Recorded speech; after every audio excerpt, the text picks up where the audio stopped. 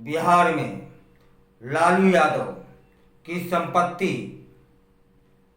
को राजसात करने के लिए कानून बनाया जाएगा। ऐसी ही बात इस लोकसभा चुनाव की एक सभा में सुनाई दी। आरजेडी लगातार संविधान बचाने की बात कह रही है और बीजेपी पे गंभीर आरोप लगाती रही है कि ये लोग संविधान को खत्म करना चाहते हैं। अब जेडीयू के मुख्य जो प्रवक्ता हैं और एमएलसी नीरज कुमार ने बुधवार को आरजेडी सुप्रीमो और नेता प्रतिपक्ष तेजस्वी यादव और लालू यादव की संपत्ति जब्त करने के लिए नया कानून बनाने का ऐलान भी कर दिया है। उनके इस बयान से पूरे बिहार में हलचल सी मच गई है। सियासत एकदम से झंझनाहट हो गई है सियासत के अंदर कि नीरज कुमार ने क्या क्या दिया।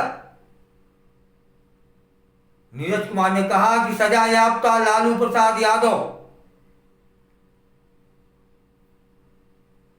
को पारिवारिक राजनीति के आरक्षण पर उन्हें लाभ मिलता रहा है और उनके इसी आरक्षण पर जरूर खतरा आ गया है। कौन सा आरक्षण? पारिवारिक राजनीतिक आरक्षण। अपनी ही बेटी के लिए किडनी ट्रांसफर होने के बावजूद 40 से 44 डिग्री तापमान के बावजूद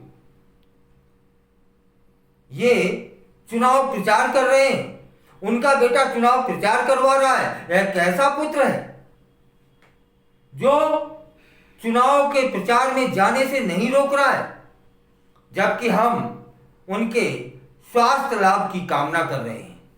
लेकिन आप तो पारिवारिक आरक्षण के लिए तड़प रहे हैं।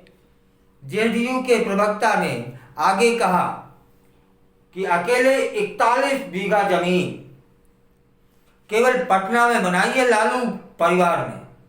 हम लोग नया कानून बनाकर उनकी संपत्ति को जब्त करेंगे, ऐसा कानून बनाएंगे। यह परिवारवाद का जो घिनौना स्वरूप है कि परिवार की 6 लोग राजनीति के कगार पर हैं उस आरक्षण के लिए और आपके दोहरे मापदंड के लिए आपके दल के कई नेता भी आपको समय नहीं दे रहे हैं, लेकिन आपके पास अपनी बेटी के लिए बीमारी में भी समय है। हम इस आरक्षण को खत्म करेंगे और साथ ही 2024 के लोकसभा चुनाव के बाद आपकी राजनीति बर्बाद कर देंगे। यह बर्बाद होना आपकी राजनीति तय है। यह कैसा बयान है? बयान तो कम, धमकी ज्यादा नजर आई कि ऐसा कानून लाएंगे जिसमें संपत्ति जब्त हो जाएगी या आपका जो राजनीतिक पृष्ठभूमि है उसे हम बर्बाद कर देंगे। यह बयान कम, धमकी ज्यादा है। यह तो एक तरह से डराने जैसा हुआ। फिलहाल क्या होगा क्या नहीं होगा, तीर तो सभी चला रहे हैं। लेकिन यह भी बात सही है कि जब टेम्परेचर 40 से 44 डिग्री है और किडनी का ट्रांसप्लांट हो चुका है तब आराम करना चाहिए, ना कि इस तरह से इतनी धूप में। यह आरोप जो उन्होंने लगाया कि उनके कैसे बेटे हैं जो उन्हें चुनाव प्रचार में जाने से नहीं रोक रहे हैं। फिलहाल इस समय की जो राजनीति है उसके बड़े तीखे शब्द हो गए हैं। कुछ भी कोई भी एक दूसरे पर आरोप प्रत्यारोप लगा रहा है।